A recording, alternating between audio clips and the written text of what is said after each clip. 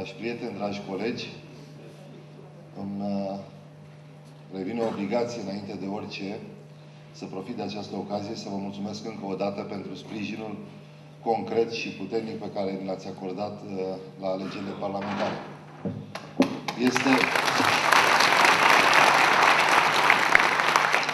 Este rezultatul unei munci deosebite și eu vă dați seama că dincolo de rezultatul concret pot să apreciez o muncă politică făcută eficient și responsabil, pentru că intrat în 90 în politică am tot parcurs așa etape, am tot trecut prin alegeri de toate felurile, referendumuri, alegeri prezidențiale, parlamentare, europarlamentare și atunci pot să fac o diferență, spun eu, din experiența acumulată între o muncă făcută mai în dorul elii sau mai de mântuială și o muncă energică, o muncă susținută, o muncă de care puteți fi mândri. Încă o dată vreau să vă mulțumesc și să vă asigur că nu m-am schimbat după 9 decembrie. Mă vedeți, mă veți vedea în continuare alături de dumneavoastră și vom comunica așa cum am făcut-o și în perioada campaniei. Am remarcat la început faptul că presa, după partea introductivă, a fost invitată afară. Aș vrea să fac o remarcă. Eu nu sunt adeptul acestei idei, pentru că, din punctul meu de vedere, prezența noastră la o ședință de partid și calitatea de membri de partid reprezintă o chestiune de care putem fi mândri. La urma urmei, e foarte ușor să fim doar cetățeni, să stăm pe margine cu problemele și cu necazurile fiecăruia, să nu ne implicăm. Faptul că dumneavoastră, ca și mine, ne-am asumat o răspundere, ne-am asumat o implicare civică, publică, este un lucru de mândrie și nu avem nimic de ascuns sau nu avem nimic să ne rușinăm. Din acest punct de vedere, toți acești 23 de ani m-au învățat că n-am de ce să plec privirea pentru că m-am implicat în politică sau pentru că fac politică.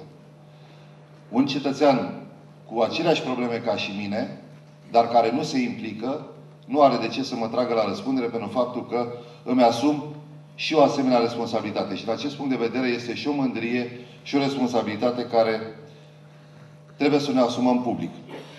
Aș vrea să vă mai spun că eu am și din experiență o slăbiciune deosebită pentru două categorii de colegi de partid. Pensionarii și tinerii. Sunt capetele vârstelor de membri de partid, dar pornesc de la versul eminescian, bine cunoscut, ce-i mâna pe ei în luptă. Pentru că, în mod firesc, implicarea asta civică de care am vorbit, care ne-a dus la calitatea de membri de partid, trebuie să aibă și un scop. Un obiectiv personal.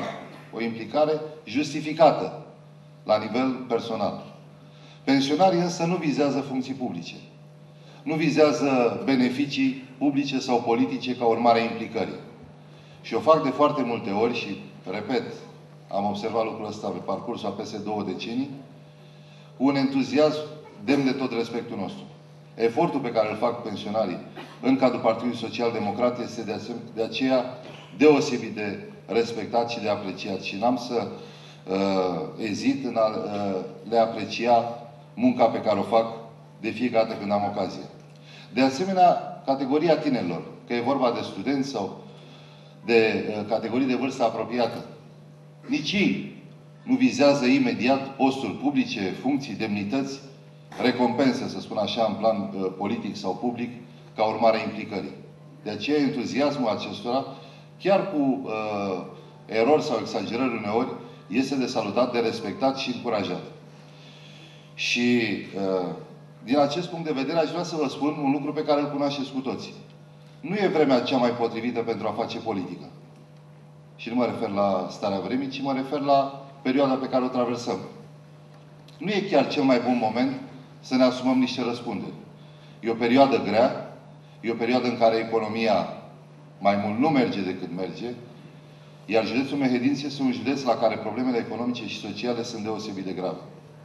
Ne-am propus să creăm noi locuri de muncă, ne-am propus să dezvoltăm economic județul Mehedinți și prima problemă de care ne lovim este să păstrăm locurile de muncă existente și să nu le pierdem pe cele pe care le avem deja. Și în acest punct de vedere nu e nimic de tratat cu simplitate sau cu superficialitate.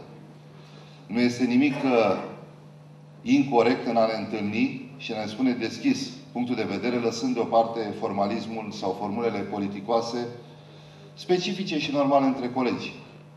De aceea, eu am reținut și ce a spus domnul Bălănescu și este o chestiune cu titlu particular, dar care mă preocupă și pe mine, pentru că accesul la justiție era un drept fundamental câștigat după 89 și foarte important, și faptul că unii se gândesc să degreveze instanțele de judecată impunând condiții suplimentare cetățenilor, n-au cum să spună că fac un lucru bun societății.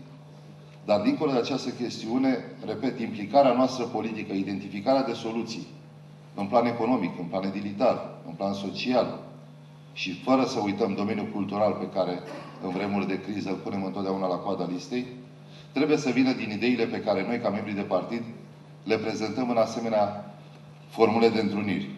Nu neapărat la nivel de municipiu. Există și am văzut o activitate foarte bună la nivelul organizațiilor locale, în interiorul organizației municipale.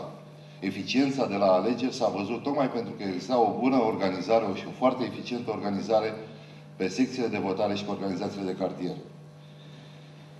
Din acest punct de vedere, eu vreau să vă felicit încă o dată, vreau să vă mulțumesc, vreau să cred că veți continua această activitate susținută și în perioada următoare și că responsabilitatea pe care în comun ne-am asumat-o va fi răsplătită de un pic mai bine în viața severinenilor. Am încredere și în echipa propusă pentru perioada următoare.